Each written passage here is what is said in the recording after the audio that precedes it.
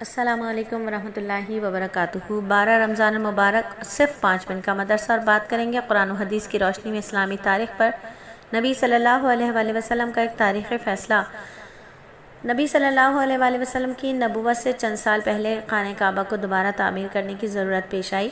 تمام قبیلے کے لوگوں نے مل کر خانہ کعبہ کی تعمیر کی، لیکن جب حجر اسود کو رکھنے کا وقت آیا تو شدید اختلاف پیدا ہو گیا، اور ہر قبیلہ چاہتا تھا کہ اس کو ایک شرف حاصل ہو، لہٰذا ہر طرف سے تلواریں کھینچ لی گئیں اور قتل و خون کی نوبت آ گئی۔ جب معاملہ اس طرح نہ سلجھا تو ایک بوڑھے شخص نے یہ رائے دی کہ کل صبح جو شخص سب سے پہلے حرم میں آئے گا وہی اس کا فیصلہ کرے گا۔ سب نے یہ رائے پسند کی، اور دوسرے دن سب سے پہلے نبی صلی اللہ علیہ وآلہ وسلم داخل ہوئے۔ آپ صلی اللہ علیہ وآلہ وسلم کو دیکھتے ہی سب بول اٹھے، یہ امین ہیں، ہم ان کے فیصلے پر راضی ہیں۔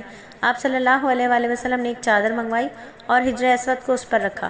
ہر قبیلے کے سردار سے چادر کے کونے پکڑوا کر اس کو خانہ کعبہ تک لے گئے اور اپنے ہاتھ سے حجر اسود کو اس جگہ رکھ دیا۔ اس طرح آپ صلی اللہ علیہ وآلہ وسلم کے ذریعے ایک بڑے فتنے کا خاتمہ ہو گیا۔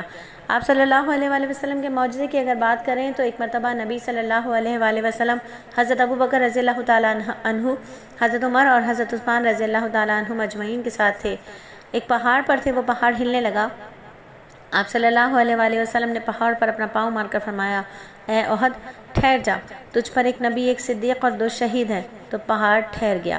اور ایک فرض کے بارے میں بات کریں کہ فرمایا، میرے نبی صلی اللہ علیہ وآلہ وسلم نے کہ جو شخص اللہ کے منادی یعنی مؤذن کی آواز سنے اور نماز کے لیے نہ جائے تو اس کا یہ فعل سراسر ظلم ہے، کفر ہے اور نفاق ہے۔ اور ایک سنت کے بارے میں بتائیں کہ اپنے گناہوں سے معافی مانگنے اور اللہ سے رحم طلب کرنے کے لیے یہ دعا کرنی چاہیے۔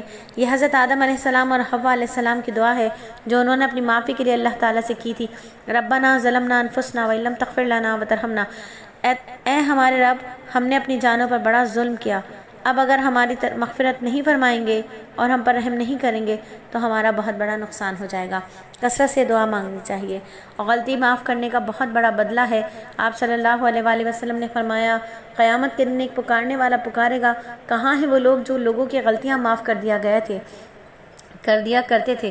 وہ اپنے پروردگار کے حضور آئیں گے، اپنا انعام لے جائیں گے، کیونکہ ہر وہ مسلمان جس کی لوگوں کو معاف کرنے کی عادت تھی وہ جنت میں جانے کا حقدار ہے۔ اور حضرت عیسیٰ علیہ السلام کو خدا ماننے والے، ان کے لیے اللہ تعالیٰ قرآن میں فرماتا ہے، یقیناً وہ لوگ کافر ہو چکے جنہوں نے یوں کہا کہ مسیح ابن مریم ہی خدا ہے، حالانکہ خود حضرت عیسیٰ علیہ السلام نے بنی اسرائیل سے کہا تھا کہ تم اس اللہ کی عبادت کرو جو میرا بھی رب ہے اور تمہارا بھی رب ہے۔ یقین جانو، جو شخص اللہ کے ساتھ کسی کو شریک کرے گا، اللہ تعالیٰ اس پر جنت حرام کر دے گا اور اس کا ٹھکانہ جہنم ہے، اور ایسے ظالموں کا کوئی مددگار نہیں ہوگا۔ اور دنیا کے بارے میں فرمایا قرآن میں اللہ تعالیٰ نے کہ جو کوئی دنیا ہی چاہتا ہے تو ہم اس کو دنیا میں جتنا چاہتے ہو جلد دیتے ہیں، اور پھر ہم اس کے لیے دوزخ مقرر کر دیتے ہیں جس میں قیامت کے دن ذلت اور رسوائی کے ساتھ دھکیلے جائیں گے۔ اور آخرت کے بارے میں نبی پاک صلی اللہ علیہ وآلہ وسلم نے فرمایا، انسان کے قدم قیامت کے دن اللہ کے سامنے اس وقت تک نہیں ہٹیں گے جب تک اس سے 5 چیزوں کے بارے میں سوال نہ کر لیا جائے۔ اس کی عمر کے بارے میں کہ اس کو کہاں ختم کیا، اس کی جوانی کے بارے میں کہ اس کو کہاں خرچ کیا، مال کہاں سے کمایا، کہاں خرچ کیا، علم کے مطابق کیا کیا عمل کیا۔ بڑے مشکل ہیں یہ 5 سوال کہ ان کا جب تک جواب نہیں دیں گے محشر کی زمین ہمارے پاؤں نہیں چھوڑے گی۔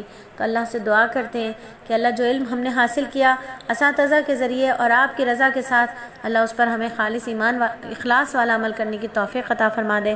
اللہ رب العزت حلال مال کمانے کی توفیق عطا فرما دے اور اس کو اپنی راہ میں خرچ کرنے کی توفیق عطا فرما دے۔ اللہ جوانی کی گمراہیوں سے بچائے، جب بھری جوانی میں ہمیں ہدایت عطا فرمائے اور ہدایت پر استقامت عطا فرمائے۔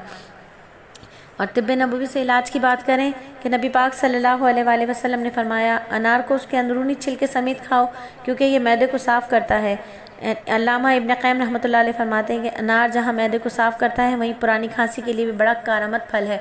اور بات کریں نبی صلی اللہ علیہ وآلہ وسلم کی نصیحت کی تو آپ صلی اللہ علیہ وآلہ وسلم نے فرمایا، دوسروں کی عورتوں سے دور رہو، تمہاری عورتیں بھی پاک دامن رہیں گی۔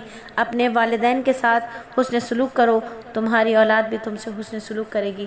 اللہ رب العزت ہم سب کو اپنے والدین کے لیے، ہماری اولاد کو ہمارے حق میں اور ان کی اولاد کو ان کے حق میں، اور یہ سلسلہ قیامت تک جاری اور ساری رہے، ایک دوسرے کے لیے صدقہ جاریہ بنائے، ایسے اعمال کرنے کی توفیق عطا فرمائے کہ ہماری قبریں ہمارے اعمال سے روشن ہو، اللہ کے کرم کے ساتھ، اللہ کی رضا کے ساتھ۔